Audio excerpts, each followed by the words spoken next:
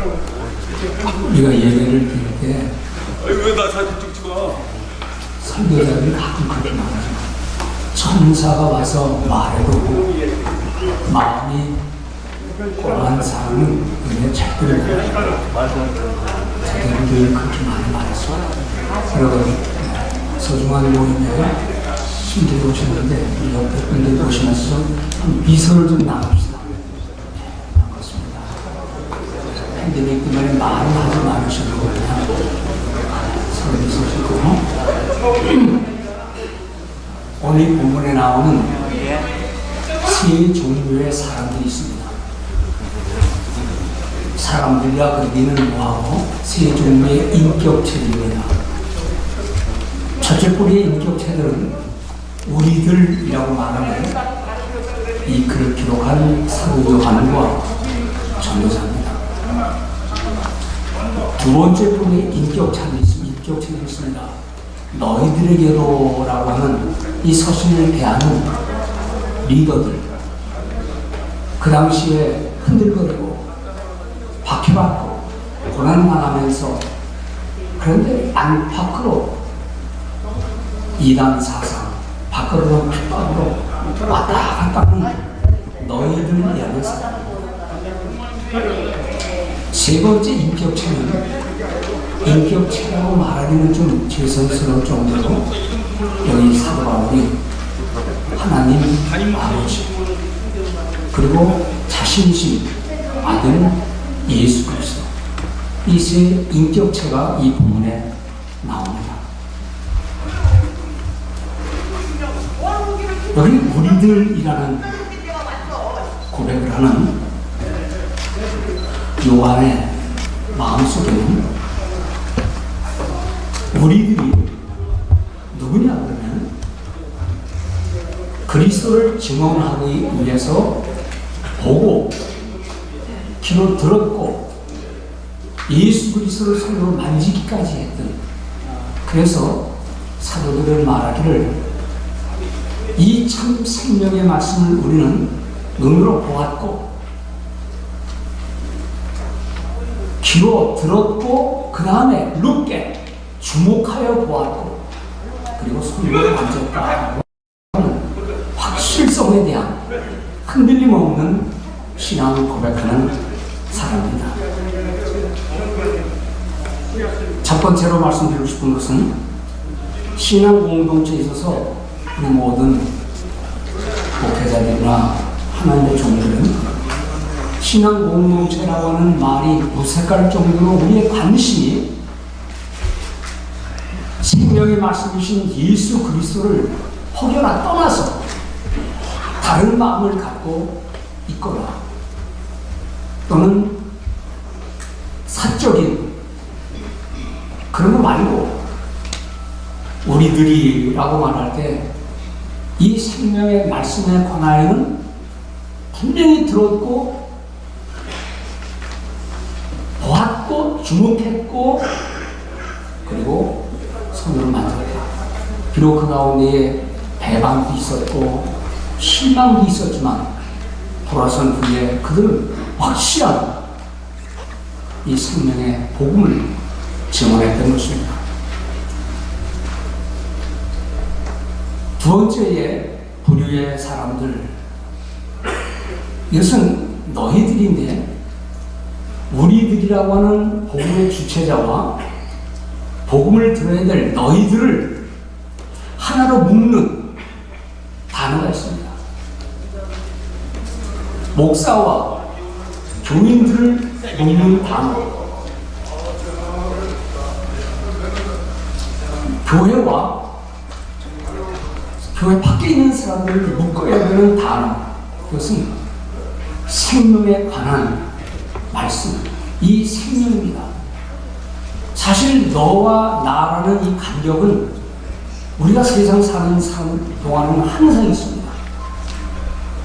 심지어는 교회 안에 앉아있는 목회자와 성도들 간에도 이런 건 얼마든지 있을 수 있는데 이 둘을 잇는 것은 인간적인 다른 수단이 아니고 생명의 말씀을 증언하는 것이 두 연결 다리가 되어줘야 됩니다. 이것은 한 목사와 교인들과의 관계도 그렇고 교회에 속한 우리 모든 목회자님들과 이 사회와의 관계도 그렇고 어쩌면 교회가 이 사회를 향해서 줄 수 있는 최고의 모습은 다른 거 아니라 생명의 말씀에 대한 관심입니다. 엊그제 제가 우리 늘 저에게 소식을 전해주시는 국민일보의 임 목사님이 늘 주시는데 그 기사를 옛날에는 제가 바쁘다는 핑계대고 그런 기사 오면 그냥 넘겼습니다. 근데 지금은 좀 여유롭습니다. 많이 여유롭습니다. 꼼꼼히 봅니다. 거기에 보니까 미 동부 기아 대책 우리 목사님들이 모여서 행하는 모든 일들을 기사를 쓴 기사도 그랬고 설교하시는 회장 목사님도 이것이 생명입니다. 죽어가는 사람들에게 무관심한 사람들에게 이것이 생명입니다. 비록 떡을 주지만 떡 뒤에는 복음이 있습니다는 아주 간절한 복음을 외치셔서 제가 큰 은혜를 받았습니다. 때로는 우리가 남들 눈에는 이런저런 외적인 것에 관심이 있는 것 같지만 여기 모신 우리 모든 목회자들과 하나님의 부름받은 우리 모든 사람들의 진정한 관심은 생명에 관한 이 생명에 관한 그것을 전달해주는 소명이 우리의 가장 근본적인 자리가 될 줄 믿습니다. 때로는 이런저런 소리에 속상하고 몸 때로는 망아질 때도 있지만 그러나 우리가 어떤 일을 당하든 관계없이 사도 바울을 보세요. 쫓기면 쫓기는 대로 도망가면 도망가는 대로 왜 이래 하고 속상해서 막 원망하지 않고 다시 생명의 복음을 향해 외친 감옥에서는 어떤 한 여인에게서 그 모습 보면서 여러분 우리의 모든 일들은 다 가변적인 것입니다. 그러나 불변적이어야 하는 것은 우리 모든 마음속에 있는 생명의 복음에 관한 진술을 잊지 않는 우리 모든 목사님들 되시기를 주님의 이름으로 부탁드립니다.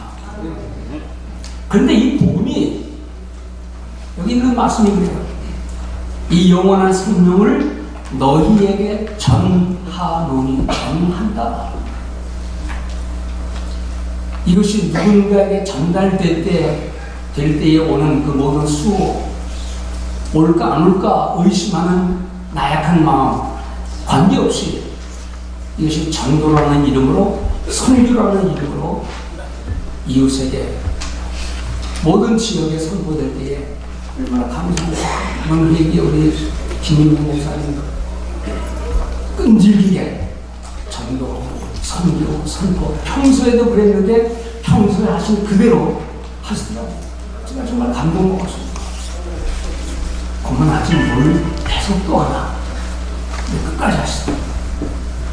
앞으로도 하실 거예요. 세 번째 과제가 있습니다. 이웃은 공간이 아름다운 펠로십입니다. 아름다운 펠로십의 과제를 이 본문 맨 마지막에는 우리가 이것을 쓰면 복음을 전하고 우리가 서로 관계하고 그 펠로십을 하는 이유는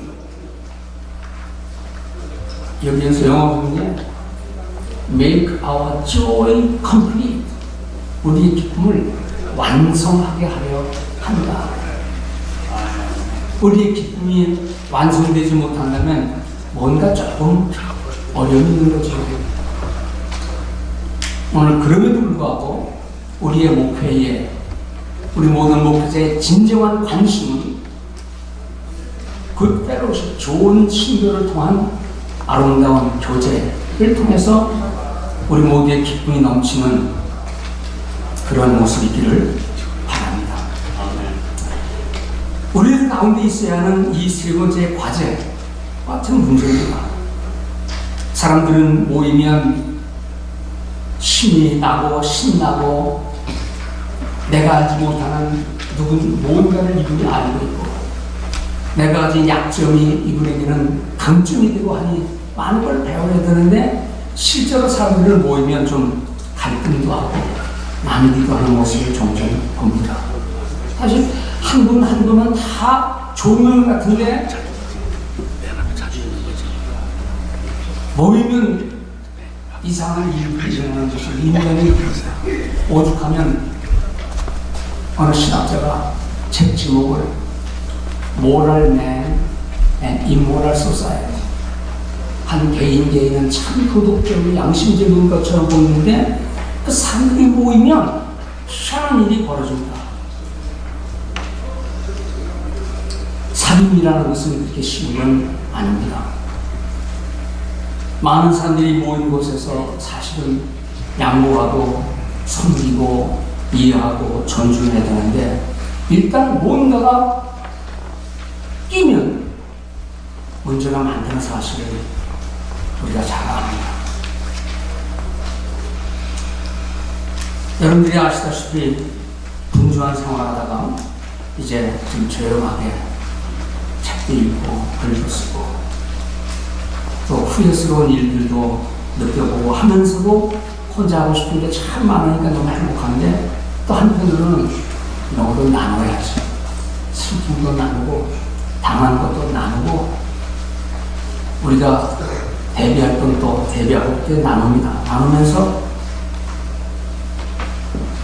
사람이란 뭐냐, 목표란 뭐냐 하는 것들 이제 70이 넘어서 이제 겨우 눈을 뜨면서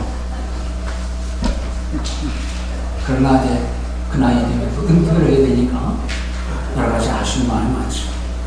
전도서 4장 12절에 한 사람이면 패하겠거니와 두 사람이면 맞설 수 있나니, 그 말을 저는 요즘에 새롭게 봅니다. 차라리 한 사람이라면 단단히 굳건히 쓰겠는데 둘, 셋, 열, 백, 천명 모이면 마음껏 흩어지는 현실들, 삼겹줄은 끊어지지 않는다 그랬는데 끊어지지만 않으면 뭐예요?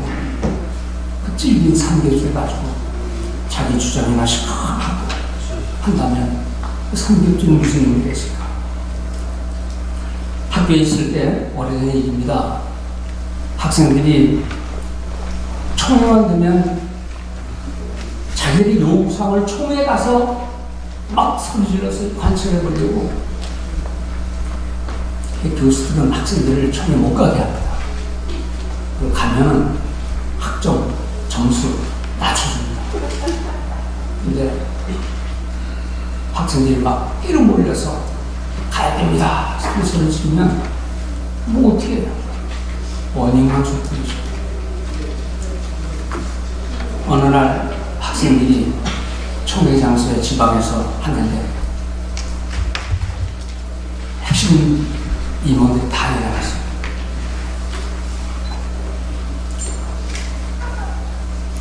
갔다 와서 이제 야단을 쳤는데 갔다 온 핵심 중에 한 사람이 저한테 오더니, 제가 지도교수니까 목사님 도장 찍어주세요. 무슨 도장이냐? 자퇴서입니다.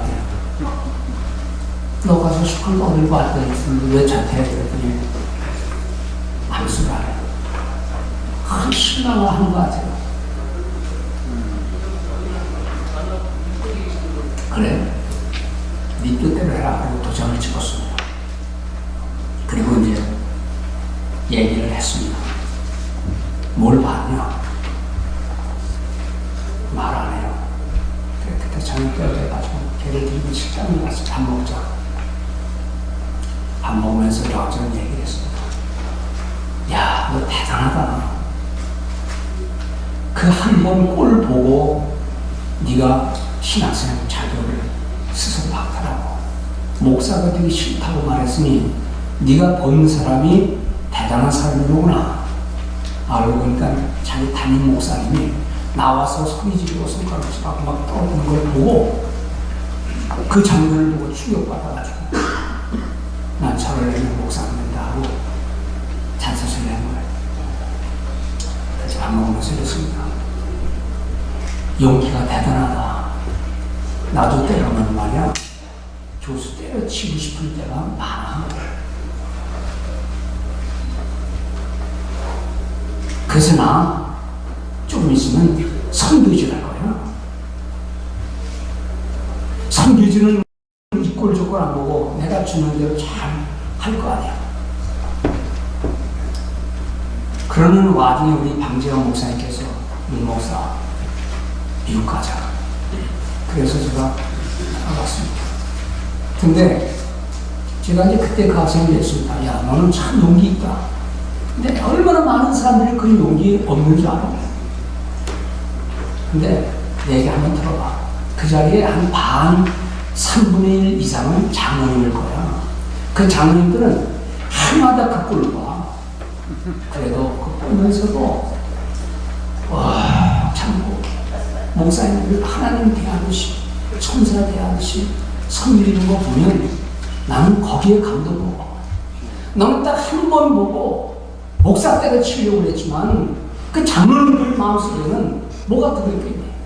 근데 막 한마디도 안 하시고 그러더라. 그리고 그거 다 보고도 교회 가시면 그 말, 상식에도 없는 말을 했던 목사님은 받들고 있는 걸 보면 나는 그 장로님들을 보면서 내가 많은 걸 깨달아. 그 내용을 다 보더라고.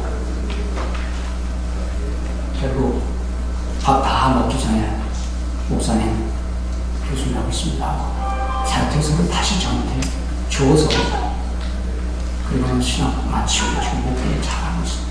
아멘.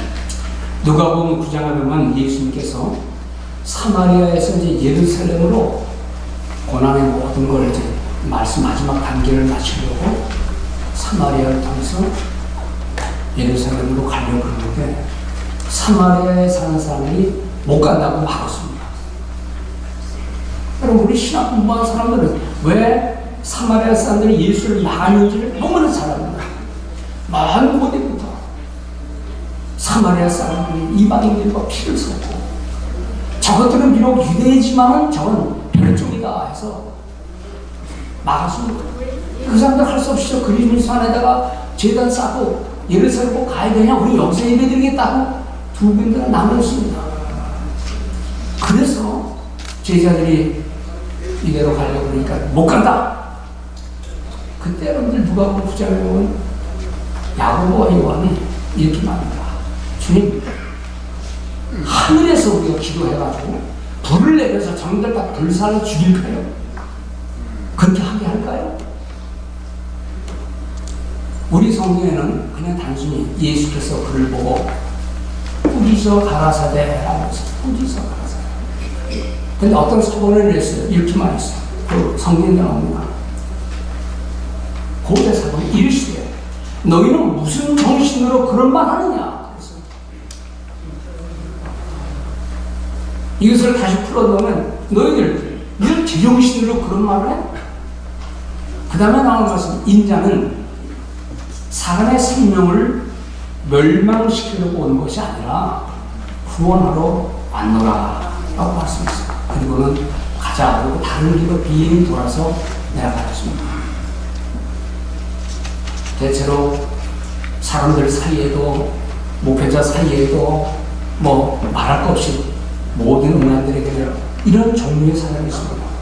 자기 뜻 아니면 끝까지 핏대오르고 하나님 뭐 하시는 거예요? 다 죽여버리지 라고 말하는 야고보와 요한의 기질을 가진 사람이 없지 않아 있을 겁니다. 아니 사도들인데요.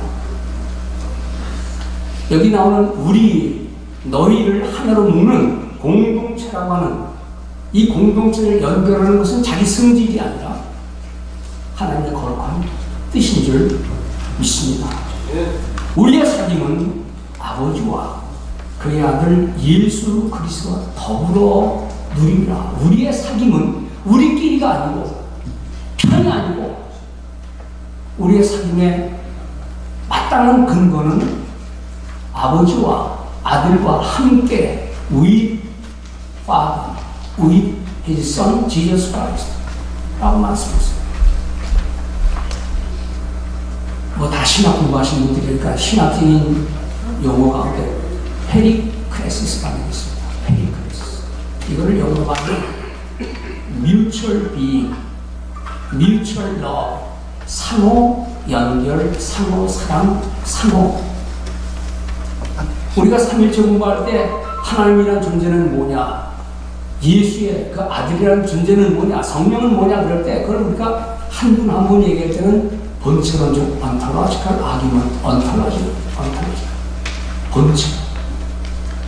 그런데 하나님이 아무리 멋지고 영원하고 진리고 다 얘기해도 그게 우리가 무슨 상관이 있느냐 라고 하는 신학적인 반론이 나왔어요.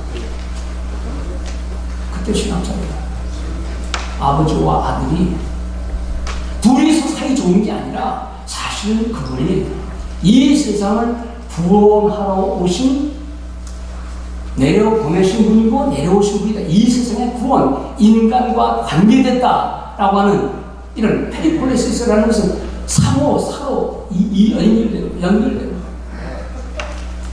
도대체 신이 뭐고 하나님 뭐고 아들이 있다면 그 아들이 무슨 소용이 있느냐라고 말할 때 아니 그분은 이 세상을 구원하러 오신, 그래서 ontological이라는 말 대신에 또 economic이라는 말, 다 알잖아요. economic이라는 것이 구원의 경륜적 삼일체. 하나님은 그냥 알아서 스스로 존재하고 위대하고 멋져고 그런 게 아니라 그 하나님은 우리 인간을 구원하기 위해 하시는 분이다. 구원의 사역. 그래서 우리는 오이코스라는 하나님의 집을 얘기해서 economic, 경륜적 삼일체를 얘기합니다.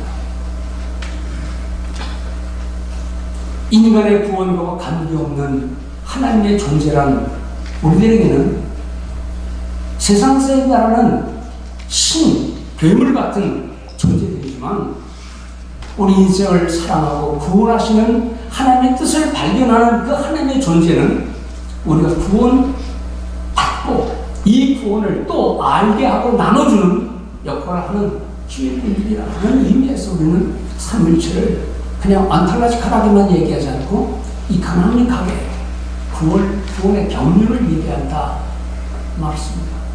그런데 이제 60년, 70년대에 우리나라도 그랬고 이 세계 모든 나라들이 막 경쟁과 이념적 대립과 빈부의 격차와 남녀의 불균형과 온갖 세상의 모든 일들이 다 어그러져 가는 게 우리나라 60, 70년 서도 마찬가지입니다.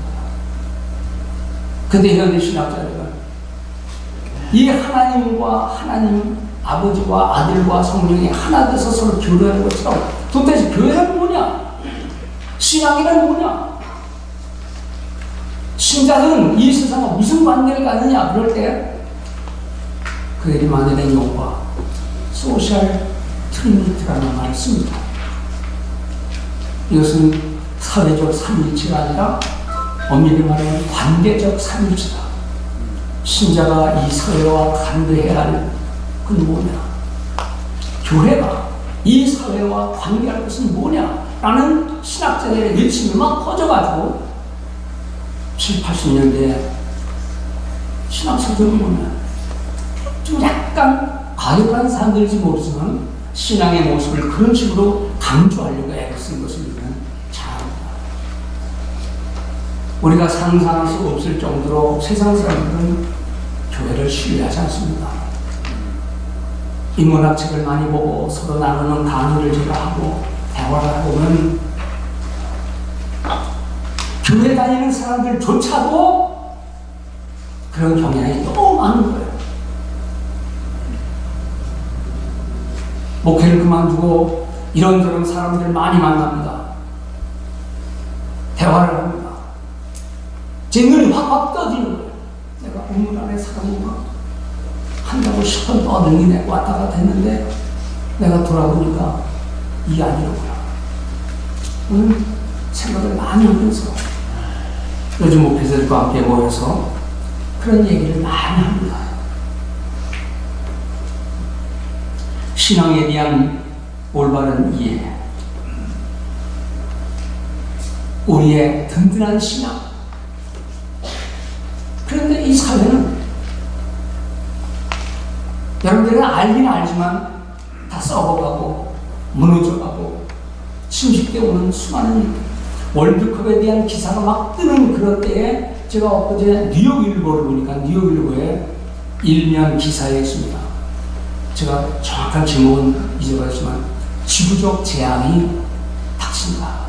그리고 북극에 남극에 얼었던 모든 얼음들이 다 녹아버려서 짐승들이 얼음 속에 있다가 이렇게 발견된 거기에 우리가 정말 염려하는 바이러스가 발견이 몇 가지가 벌써 발견돼서 이것이 또 퍼지면 그때는 끝이다 라는 걸 목사가 얘기하는 게 아니라 그냥 일반 신문사들이 그 세상의 위기를 얘기하고 있습니다. 우리의 관심이, 교회의 관심이, 목회자의 관심이 어디 있어야 되는지, 난 잘 하고 있는 것 같은데 이 세상은 다 이미 오염되어 오는 이런 절망의 상황을 우리는 너무나 잘 알고 있습니다. 하나님에 대한 이해를 단순히 하나님이 아니라 인류를 구원하시는 그것은 방법이 뭐냐? 나와 너의 관계를 회복하고 우리들과 그들이 다른 게 아니라 함께 하나가 되어 make our joy complete, 우리의 기쁨을 충만케 하게 합니다. 그렇게 해도 교회가 다 단단히 뭉쳐도 이 세상은 복음과는 성경과는 신앙과는 아무런 관계없이 마구 진행되었어요.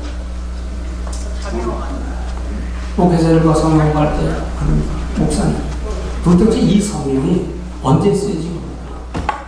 이 성경을 기반으로 가정과 사회가 움직이는 시대와 지금의 시대는 얼마나 간격이 있습니까? 목사들끼리만 하는 말이니까. 아니요, 너무 먼 거리가 멀었습니다. 읽긴 읽지만 뭐 여전히 베스트셀러라 그러지만 대화해보면 알아서. 저도 자식이 있고 손자를 있습니다. 근데 아이들이 이렇게 가서 이거 땡스기 때 한 보름 정도 있으면서 제가 갈 때 꼭 결심을 했습니다. 잔소리하지 말자. 아버지니까 야 원래 그런 거 아니야 뭐 이런 일치하지 말고 그냥 그래 좋다 지켜놓은 거자. 근데 이제 오면서 느끼는 게 이겁니다. 일세들이 많아요. 이렇게 달라질 수가 있다. 신앙이 있다고 하는 목사의 자녀들인데 가정생활 하는 걸 보면 그래도 한배 살 수는 없고 세대 간에 이렇게 차이가 있구나 하는 걸 느끼면서 하긴 인구수에도 우리는 8남매인데 저는 둘만 낳잖아요. 둘만 내 그러니까 하나씩만 낳죠. 인구적인 문제로 삶의 문제로 너무나 어려운데 어떻게 감동을 시켜서 얘들 지난 얘기 꼰대 소리 듣습니다.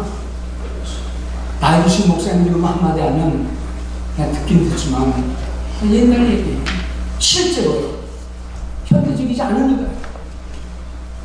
이런 소리를 살면서 우리가 하나가 되고 연합해서 큰 일을 하려고 하는 이 모든 일들에 있어서 우리 자신을 돌아보면서 우리 할 일이 무엇인가 그렇게 나가는 우리 모두가 되기를 바랍니다. 아멘. 이 간단한 얘기 하나만 하고 마치겠습니다. 아마 아멘. 책을 읽으셔서 아셨겠지만 어느 한 가정 100인 제법 잘 나가는 가정이 이제 식구들하고 휴일날 놀러 갔습니다. 정확하게 기억을 못 하겠지만 아마 디즈니랜드 앞이죠. 이제 근데 뭐 워낙 사람들이 많이 줄 서 있어요. 오늘도 줄 많이 섰듯이냐 줄 서서 근데 미국 사람들 줄 서는 게 뭐 일상입니다. 근데 그 사람 한 몇 시간을 기다려서 이제 드디어 내 줄이 오고 근데 내 앞에 있는 흑인 가족들이 애들하고 신나게 떠들면서 이제 아빠가 돈 줘서 이제 표를 살릴 줄 알았는데 흑인 아버지가 얼굴색이 흑인이니까 얼굴색이 변할 것도 없고 그냥 막 당황하고 돈이 모자라요.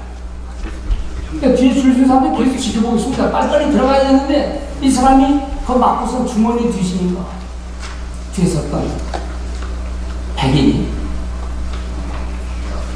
그 사람 등을 치면서 여기 돈 당신 돈 떨어졌잖아. 그러니까 이렇게 백을 짜니까 이렇게 돈이 떨어진 걸 자기 주머니에서. 근데 이 사람 알죠? 자기 주머니에서 나올 리가 없는데 이게 웬일이지? 그러나 빨리 하라 그러니까 그냥 그 돈 가지고 이제 들어갔어요. 한참 세월이 흘렀습니다. 그 백인 가족, 아버지가 그때 뭐 했는지를 아들이 어린 소년 아들이 본 거예요. 아버지가 주머니에서 큼직한 돈 하나 툭 떨어뜨리고 당황하는 그 사람이 여보 돈 떨어졌어.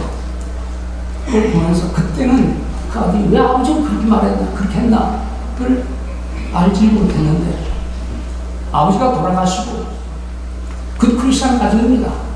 아버지의 그 마음 상대를 부끄럽게 하지 않고 자존심도 살려주면서 한 가족을 재미있게 만든 아버지의 모습을 그리면서 글을 쓴 글이 있더군요. 상대를 도와주고 상대를 부끄럽게 하지 않으려고 하는 모든 모습. 사람들은 우리를 저를 향해서도 성직자라고 말합니다. 왜 그렇게 부르는 걸까? 사람들이 그럽니다. 많은 사람들을 상대로 하는 직업이라면 직업이죠. 직업 가진 사람이 몇 줄로 있는데 중요하게 생각하는 것은 주로 정치, 연예인, 목회자라. 정치인은 당에도 패거리가 있기 때문에 나가서 풀 수 있는 게 있어요. 연예인은 모함받고 신문짝에 써해주면 대개 자살합니다. 믿는 연예인들 예의가 별로 아니더라고요. 그럼 목사는 그런 일을 하면 어떻게 하느냐? 핏대내고 싸우고 조리 있게 근거를 대고 할 수 있어요. 그러나 그냥 물러납니다. 제가 목회를 끝낸 우리 월 목사님들 그쪽에 있는 분들과 얘기하다가 신문에서 봤어요 그러시더라고요. 제가 설명하려니까 목사님 우리 목사들은 그런 일을 당하면 첫째 자기를 돌아보면서 신앙을 단단히 세우고 인생이 뭐다 인간들이 뭐다라는 걸 깨달으면 최고고 둘째 그것 때문에 하나님과 더 가까이 간다는 거 아시오? 와 그리고 그래요. 그 지역의 제일 큰 교회 목사님 60대를 채우지 못하는 거 세상 따는 거 아시나요? 건강이라 지키시오. 건강이라 그렇습니다. 사람들이 목회자를 성직자로 부르는 이유는 신학적인 지식이 많고 제법 큰 교회를 목회하고 뭔가 큰 소리 잘 치니까 이체 많은 소리 잘해서 라고 하는 것과는 거리가 멉니다. 무슨 큰 일을 하는 것이 목소리 높이고 거창한 구호를 내치는 것도 그 주님의 낮아지심과 섬김과 시장 앞에서는요 다 초라한 거예요. 아멘. 차라리 성직자이기 때문에 그냥 저주도 받고 쫓겨서 도망도 나가고 할 말 다 못하지만 그러나 하나님 믿는 것 다 한 가지 구석이 있어요. 하나님을 사랑하는 자는 택하신 받은 자는 합력하여 서로를 이룬다는 이 믿음 하나만 있으면 주님께서 우리 모두를 의뢰해 주실 줄 믿습니다. 아멘. 주님의 이름으로 모여서 행하는 이 모든 모임 후에 세 가지입니다. 첫째는 성직자들의 우리들의 확실한 믿음의 고백, 우리가 듣고 보고 주목했고 그리고 만졌던 이 분명한 복음, 이 얘기를 우리 목사들한테 이랬더라고요. 목사님, 그래야 우리도 초대교회처럼 직접 보고 만지고 그랬으면 우리는 정말 이런 어려움을 당하지 않습니다. 그래서 그랬어요. 아니요. 그렇게 보고 듣고 다 만진 그 사람들이 주님도 역시 배반했고 그 많은 대중들은 다 주님을 죽여놨어요. 그때 살았다면 목사님도 그런 사람들 중에 한 사람일지 몰라요. 다만 보지 않고 믿는 게 더 복되다 했으니 우리 예수 잘 믿읍시다. 아멘. 두 번째는 우리 확실한 고백 위에 너와 나의 간격을 좁히는 그 펠로십, 이 그 펠로십은 그냥 우리끼리가 아니라 성부 하나님과 함께했고 성자 예수 그리스도 함께하는 그 깊은 삼일체적인 개념 속에서 우리가 일어난다는 겁니다. 오늘 우리 현실에서 사귐과 나눔이라는 아름다운 공동체의 과제 힘들긴 하지만 그래도 어떤 학생처럼 그냥 애나 사돈 낼래 그리고 학교 퇴학하려고 하는 그런 말고 인내하면서 더 나은 모습을 향해 나가는 우리 모든 주의 동역자들 되시길 주의 이름으로 축원합니다. 아멘. 기도합시다. 하나님 아버지, 연약한 우리 인생입니다. 부족한 가운데서도 우리를 인도해 주시고 어떤 일을 당해도 낙심치 않고 그 안에서 자기를 다시 한번 새롭게 발견하며 더 나은 길을 향한 하나님의 선한 손길을 믿고 나아가는 우리 모두가 되도록 이 사회가 신앙을 남부지하고 교회를 무시하고 목회자를 내팽개치듯이 하는 이런 사회지만 주님 우리의 연약함을 용서하시고 도드시고 세워주시고 이런 모든 모습들을 단계로 삼아서 놀라운 주의 일꾼을 다 되도록 머리 숙인 모든 주님의 종들을 축복해 주옵소서. 아멘. 예수 그리스도 이름으로 기도드립니다. 아멘.